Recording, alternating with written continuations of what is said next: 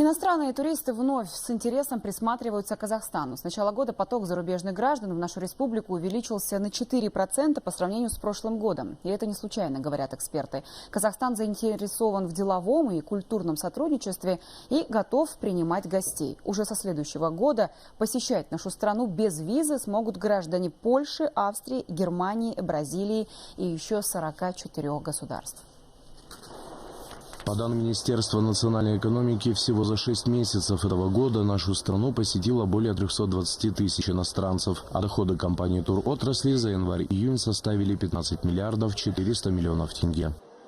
Безвизовый въезд граждан 9 стран плюс Южной Кореи сыграли свою позитивную роль.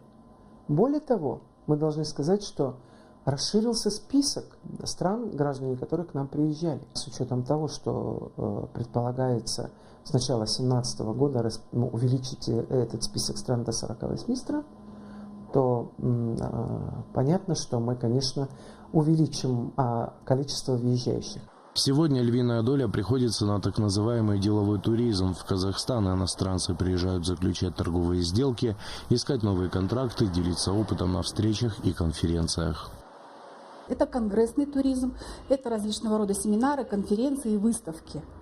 И поэтому мы, честно говоря, наблюдаем очень положительный всплеск интереса к Казахстану, и мы этот интерес сами подогреваем. Сейчас с внедрением АДС-визы в Казахстан для китайских граждан поток увеличивается, и началось все с 300 туристов, сейчас ожидается гораздо больше. Мы, опять же, со своей точки зрения видим очень большой интерес из Юго-Восточной Азии, с Сингапура и Гонконга. Мы принимали делегации. Мы видим большой интерес со стороны Европы.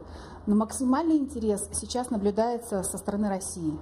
Согласно исследованиям, наиболее часто посещаемыми остаются такие мегаполисы, как Астана, Алматы, города западно-казахстанского региона. По словам экспертов, властями ведется большая работа, чтобы сделать города комфортными для проведения досуга иностранных граждан. Многое делается с использованием передовых цифровых технологий. Но одного этого мало, говорят специалисты. Кроме инфраструктуры, для привлечения в страну туристов необходима идея, концепт, уникальный для каждого мегаполиса, говорят специалисты. Я уже давно призываю людей к тому, чтобы начать массовое проставление меток. То есть то самое знаменитое, что помогает делать Google. То есть вы фотографируете, описываете, ставите метку, и любой иностранец, находясь на этом месте, тут же понимает, о чем речь. Особенно это хорошо, если человек владеет английским языком. Он таким образом поможет ориентироваться в стране в целом. Другим интересным направлением эксперты называют развитие в Казахстане экологического этнотуризма, когда путешественник имеет возможность прикоснуться к истории страны, пройти ее торговыми путями, пожить в настоящем ауле. Другими словами, ощутить себя номадом. Сегодня нам нужно развивать вот то, что было связано с нашим прошлым, то, что нас отличает от других, и то, что является нашим достоянием. И у нас есть очень много следов на территории Казахстана, которые как раз свидетельствуют об этой цивилизации, и которые можно увидеть. Это наши раскопки, это наши раскопанные древние города. Эксперты признают, что в одиночку и только силами одних предпринимателей выстраивать всю туристическую инфраструктуру практически невозможно, поэтому еще одним серьезным шагом в развитии отрасли специалисты называют инициативу создания единого офиса по туризму, который объединял бы усилия бизнеса, участников самого рынка и профильных министерств и ведомств. В настоящее время этот вопрос рассматривается на государственном уровне.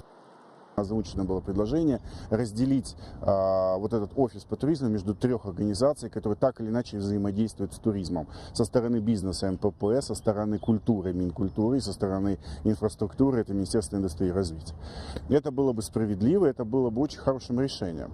Но пока смотрим, на чью сторону весы перетянут.